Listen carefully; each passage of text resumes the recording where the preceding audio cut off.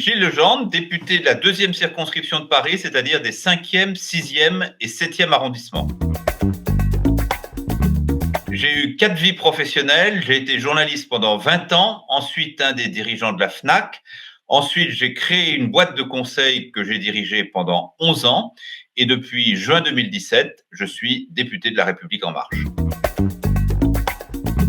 Je suis membre de l'Assemblée nationale, comme 576 autres députés. C'est cette institution qui m'emploie, mais le terme d'emploi, comme vous le disiez très justement, n'est pas très approprié. Je suis surtout le représentant de la nation, élu par une population de 71 000 électeurs qui m'ont demandé de les représenter dans cette institution pendant 5 ans. L'Assemblée nationale a constitutionnellement 3 rôles. Elle vote les lois, elle contrôle l'action du gouvernement et elle évalue l'efficacité des politiques publiques et notamment des lois qu'elle a votées. Le job du député est très lié à la fonction et à la responsabilité de l'Assemblée nationale, c'est-à-dire il vote les lois, il participe au contrôle de l'action du gouvernement et à l'évaluation des politiques publiques, et puis il a toute une activité dans sa circonscription, c'est-à-dire dans les arrondissements dont je suis l'élu, un contact le plus proche possible, le plus intense et le plus fréquent possible avec les habitants de ma circonscription pour écouter ce qu'ils ont à me dire, écouter leurs sollicitations, les aider, le cas échéant, quand je peux le faire, même si le député n'a pas énormément de pouvoir dans ce registre-là. Ce que j'ai découvert au moment de l'élection, en 2017, et dont je ne pensais pas que ça puisse me plaire autant, c'est le contact direct avec mes concitoyens. C'est quand je vais à des rencontres avec des commerçants, avec des institutions culturelles, avec des écoles, avec des associations, avec des simples citoyens qui ont besoin de discuter avec moi de leurs problèmes, de problèmes aussi parfois plus larges, les grands sujets qui concernent la France, de parler politique avec eux, de passer du temps à les écouter, éventuellement, le cas échéant, à être dans des discussions assez rudes, parce qu'on n'est pas forcément tous du même avis, mais ça, c'est véritablement ce qui me plaît le plus dans ma mission.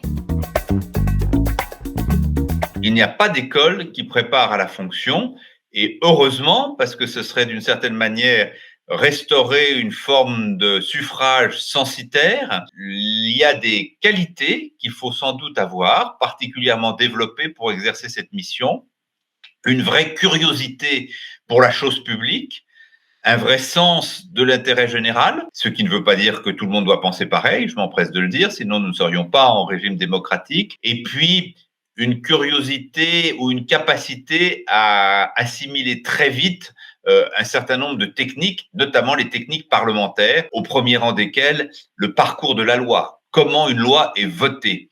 Et lorsque nous avons été élus, députés de La République En Marche en 2017, beaucoup d'entre nous n'avaient jamais siégé à l'Assemblée. Il a fallu très très vite réussir notre apprentissage, ce que nous avons fait. On s'est un peu moqué de nous et de nos tâtonnements pendant 2-3 mois, et puis au bout de 3 mois, on maîtrisait la technique.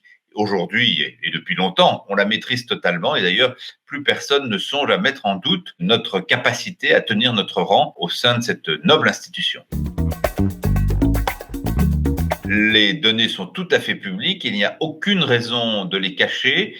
Je gagne 5 700 € net de charges sociales, avant prélèvement à la source, bien sûr, par mois. Contrairement à ce qu'on lit parfois et qui semble attesté par le taux d'abstention très élevé qu'on observe en France en général, mais chez les jeunes en particulier, je suis convaincu que les jeunes ne se désintéressent pas de la politique. Ils se désintéressent de la politique telle qu'on la pratique dans notre pays.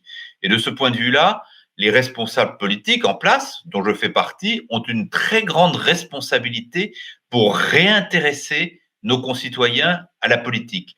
Mais je dirais aux jeunes qui sont intéressés, attirés par la politique, qui envisageraient de s'y engager, le cas échéant en briguant des mandats électifs, peut-être de commencer par un engagement associatif.